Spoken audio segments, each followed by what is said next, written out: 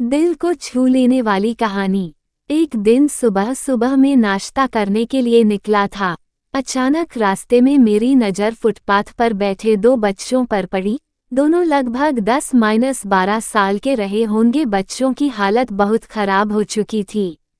कमजोरी के कारण अस्थिपंजरा साफ दिखाई दे रहे थे। वे भूखे लग रहे थे।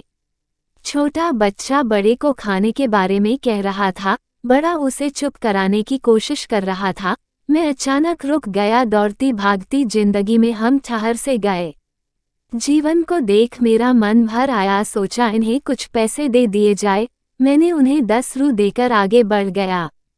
तुरंत मेरे मन में एक विचार आया, कितना कंजूस हूँ मैं। 10 रू क्या मिलेगा, चाय तक ढंग से न मिलेगी। स्वयं पर शर्म आई, फिर वापस लौटा।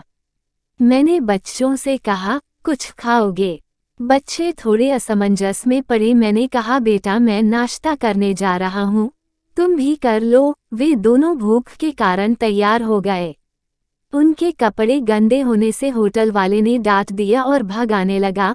मैंने कहा, भाई साहब उन्हें जो खाना है वो उन्हें 2 पैसे मैं दूंगा। होटल वाले ने आश्चर्य से मेरी ओर देखा। उसकी आंखों में उसके बर्ताव के लिए शर्म साफ दिखाई दी। बच्चों ने नाश्ता, मिठाई व लस्सी मांगी। सेल्फ सर्विस के कारण मैंने नाश्ता बच्चों को लेकर दिया। बच्चे जब खाने लगे, उनके चेहरे की खुशी कुछ निराली ही थी।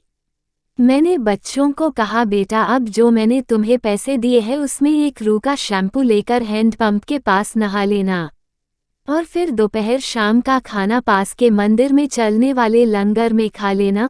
और मैं नाश्ते के पैसे देकर फिर अपनी दौड़ती दिनचर्या की ओर बढ़ निकला। वहाँ आसपास के लोग बड़े सम्मान के साथ देख रहे थे। होटल वाले के शब्द आदर में परिवर्तित हो चुके थे। मैं स्टेशन की ओर निकला। थोड़ा मन भारी लग रहा था। मन थोड़ा उनके बारे में सोचकर दुखी हो रहा था। रास्ते में मंदिर आया। मैंने मंदिर की ओर देखा और कहा, हे भगवान, आप कहाँ हो? इन बच्चों की ये हालत, ये भूख, आप कैसे चुप बैठ सकते हैं? दूसरे ही क्षण मेरे मन में विचार आया, पुत्र अभी तक जो उन्हें नाश्ता दे रहा था वो कौन था? क्या तुम्हें लगता है तुमने वह सब अपनी सोच से किया?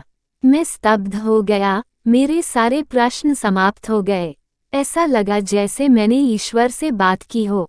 मुझे समझ आ चुका था हम निमित्त मात्र है, उसके कार्यकलाप के वो महान है।